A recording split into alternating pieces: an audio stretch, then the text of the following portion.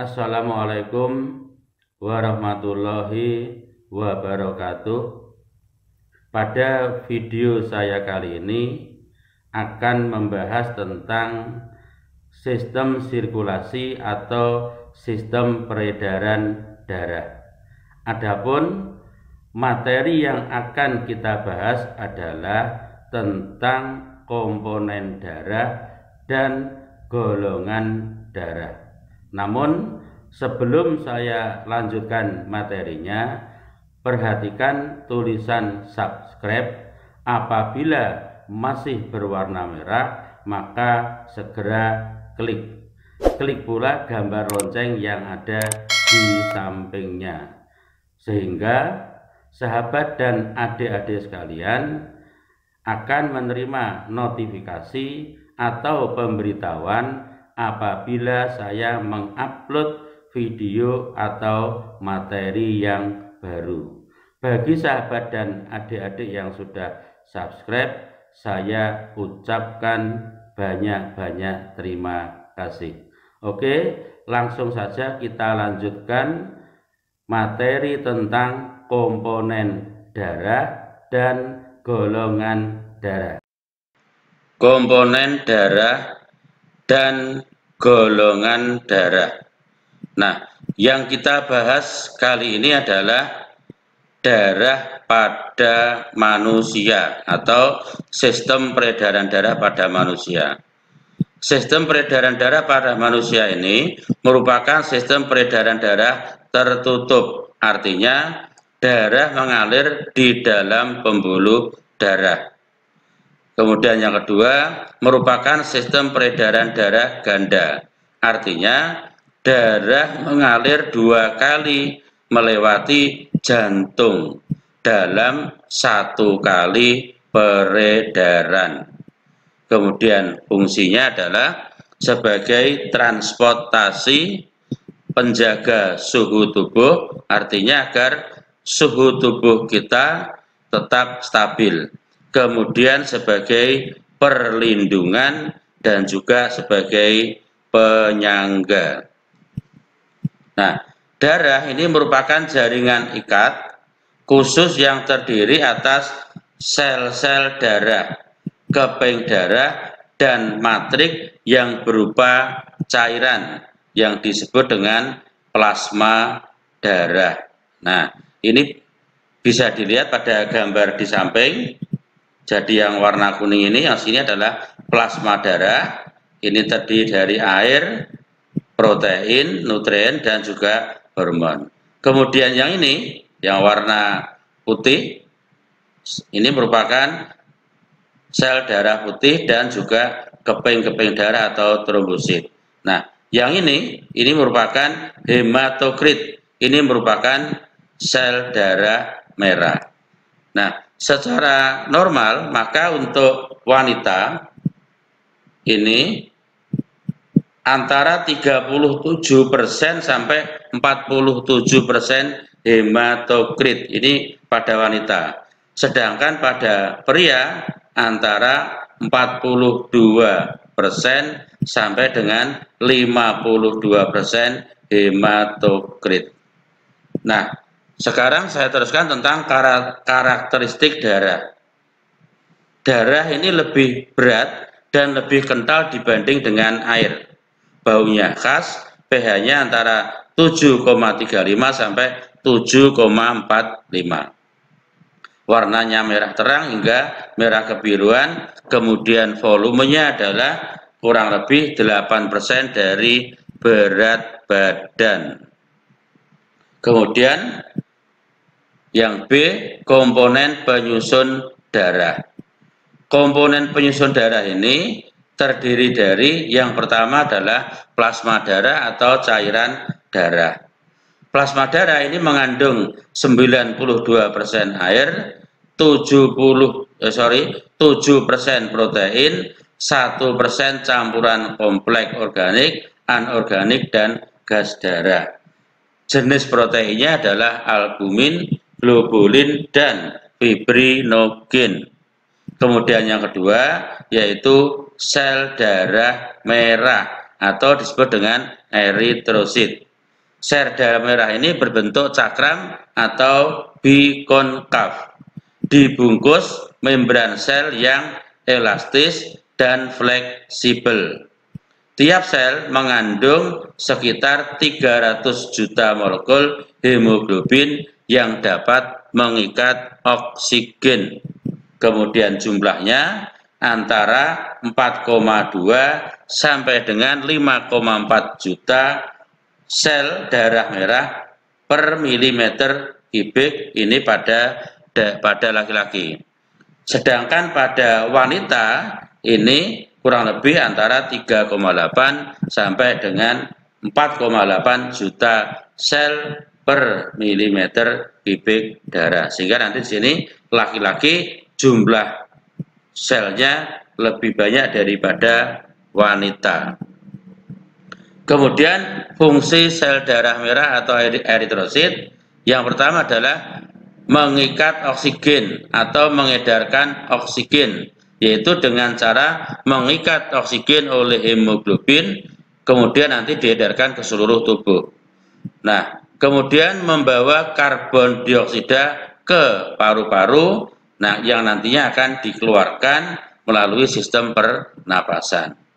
Pembentukannya disebut dengan eritropoiesis, terjadi di dalam sumsum tulang merah atau sumsum merah tulang.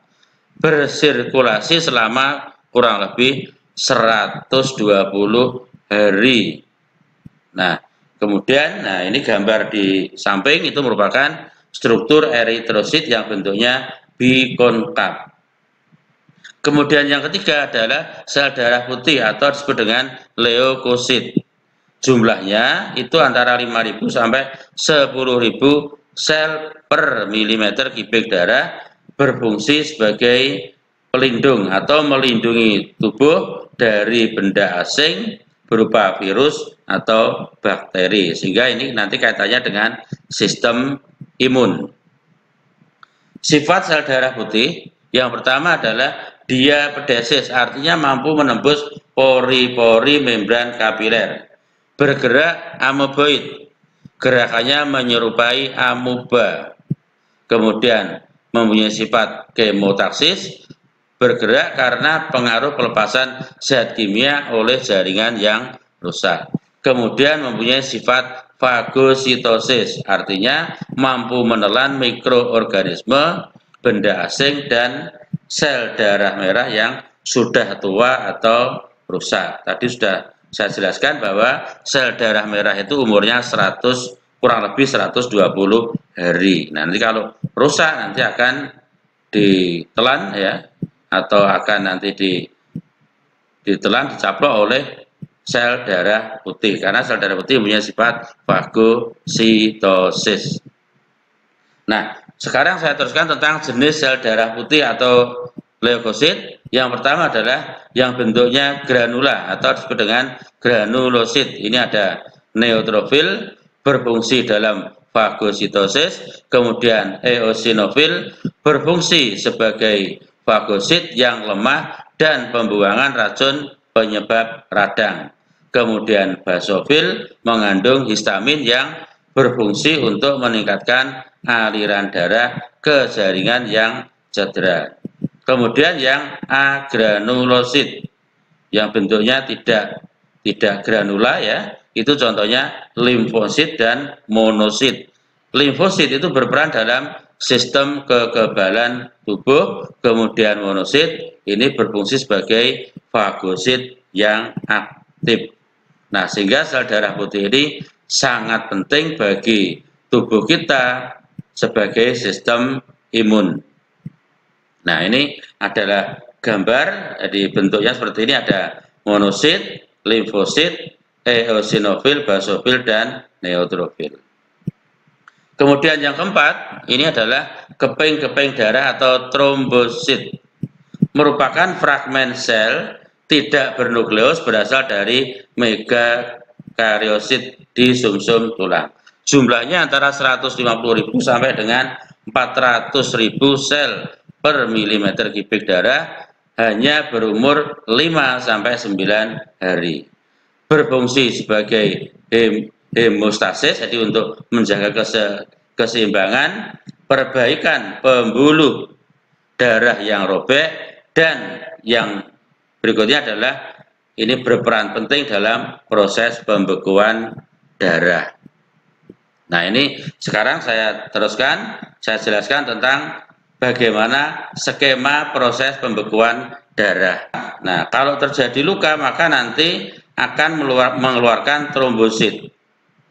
Nah, trombosit mengeluarkan trombokinase.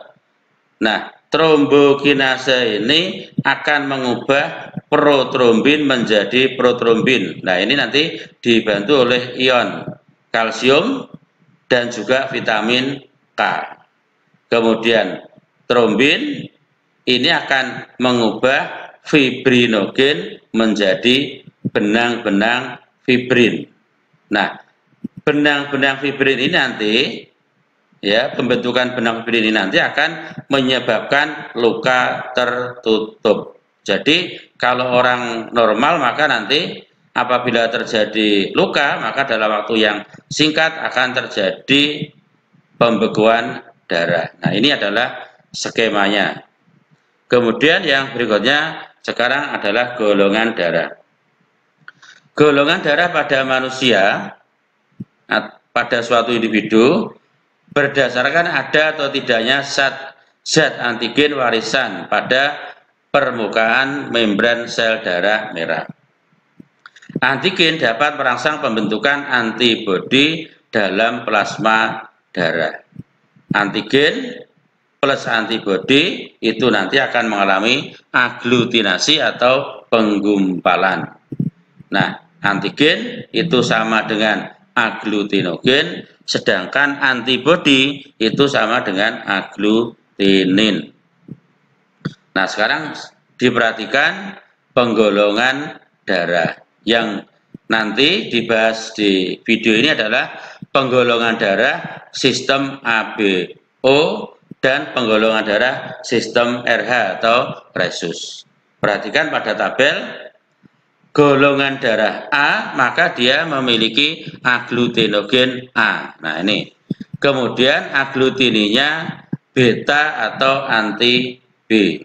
Sedangkan golongan darah B, aglutinogennya B, aglutininya alfa atau anti A. Tolong dicermati.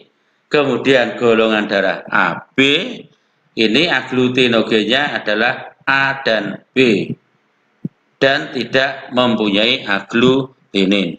Golongan darah O, nah ini ada yang menyebut O, ada juga yang menyebut 0. Nah, ini tidak mempunyai aglutinogen. Sedangkan aglutininnya ada alfa dan beta. Sehingga dari sini dapat kita simpulkan bahwa golongan darah ini namanya atau golongannya ini sesuai dengan aglutinogennya.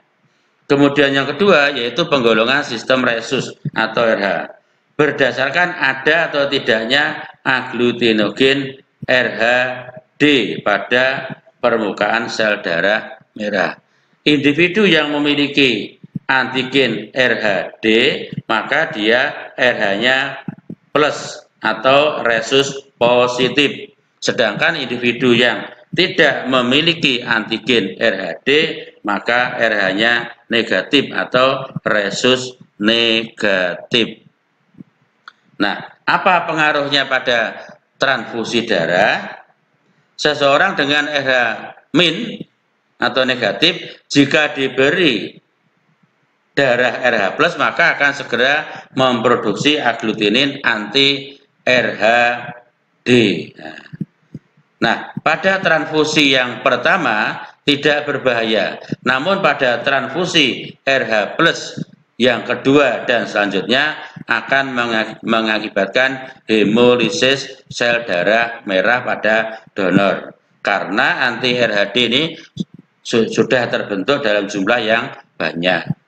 Nah, sehingga untuk transfusi darah itu di samping memperhatikan golongan darah sistem ABO juga perlu memperhatikan sistem rhesus. Nah, apa itu hemolisis? Hemolisis itu adalah pecahnya membran sel darah merah sehingga hemoglobin terlepas ke plasma darah. Nah, ini juga sangat berbahaya. Nah, sekarang saya teruskan, yaitu pengaruh faktor resus terhadap janin saat kehamilan. Jika ibu memiliki RH- dan mengandung bayi dengan darah RH+, warisan dari ayah, maka tubuh ibu akan memproduksi anti-RH-D. Jadi sini yang perlu diperhatikan, apabila seorang wanita memiliki RH- ini diupayakan ya ini tidak menikah dengan seorang laki-laki atau ayah yang RH-nya plus. Kenapa? Karena nanti karena pada tubuh sang ibu nanti akan memproduksi anti-RH-D. Nah, sel darah merah janin akan mengalami hemolisis. Nah, sehingga nanti pada waktu si ibu ini melahirkan anak pertama, insya Allah akan selamat ya. Tapi pada saat ibu nanti melahirkan anak yang kedua dan seterusnya, maka nanti akan dapat menyebabkan kematian janin di dalam rahim sang ibu. Atau jika lahir, bayi akan mengalami yang disebut dengan erythroblastosis fetalis.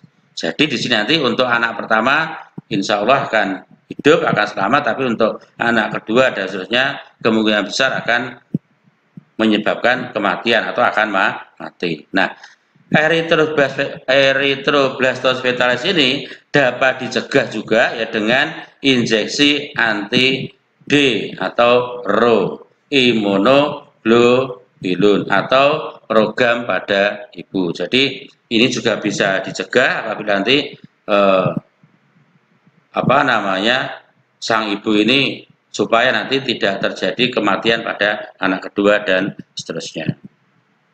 Nah, ini nanti bisa diperhatikan pada gambar ini diagram terjadinya erythroblastosis fetalis. Nah, sekarang saya teruskan untuk uji golongan darah. Perhatikan, yang paling kiri ini adalah sampel darah. Sampel darah yang diambil. Nah, ini dari seseorang. Kemudian nanti untuk uji ini ada serum A, ada serum B, ada anti A, B. Nah, apabila darah ditetesi serum A, kemudian menggumpal, serum B tidak menggumpal, serum AB menggumpal, maka golongan darahnya A. Kemudian yang berikutnya, sampel darah diberi serum A tidak menggumpal, serum B menggumpal, serum anti AB menggumpal, maka golongan darahnya B. Kemudian sampel darah ditetesi serum A menggumpal, serum B menggumpal, serum anti AB juga menggumpal, maka golongan darah AB. Kemudian sampel darah ditetesi serum A, serum B maupun serum AB, ternyata ketiga-tiganya tidak menggumpal, maka golongan darahnya adalah O. Nah, seperti ini. Nah, sekarang saya teruskan tentang transfusi darah. Pada transfusi darah ini adalah proses mentransfer darah atau produk berbasis darah dari seseorang ke peredaran darah orang lain. Pemberi darah itu disebut donor, sedangkan yang menerima atau penerima disebut dengan resipien. Golongan darah O atau ada yang menyebut 0, ini disebut dengan donor universal. Mengapa? Karena tidak memiliki agglutinogen yang dapat digumpalkan. Sehingga golongan darah O ini dapat diberikan kepada resipien atau penerima semua golongan darah. Nah, sedangkan golongan darah AB ini disebut dengan resipien universal karena tidak memiliki agglutinin yang akan menggumpalkan darah. Sehingga golongan darah AB dapat menerima darah dari donor semua golongan darah. Nah, ini bisa dilihat skemanya seperti ini. Perhatikan, golongan darah AB ini bisa menerima dari golongan darah A, O maupun AB. Sedangkan golongan darah A ini bisa menerima dari A itu sendiri atau juga bisa menerima dari O. O ini hanya bisa menerima dari O itu sendiri. Kemudian golongan darah B bisa menerima dari golongan darah B itu sendiri dan golongan darah O.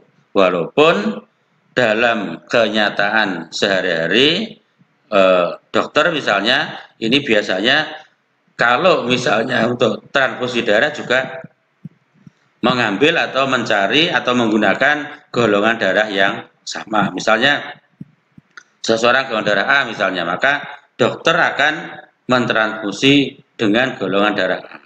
AB juga menggunakan golongan darah AB dan seterusnya. Nah, cuma secara teori seperti yang ada di dalam skema ini. Demikian yang bisa saya sampaikan. Kalau ada pertanyaan silahkan ditulis pada kolom komentar yang ada di bawah video ini. Demikian yang bisa saya sampaikan. Ada kurang lebihnya saya mohon maaf. Dan apabila dirasa video ini bermanfaat, silahkan bagikan, silahkan share ke teman-teman atau rekan-rekan dari sahabat dan adik-adik sekalian. Saya akhiri, wassalamualaikum warahmatullahi wabarakatuh.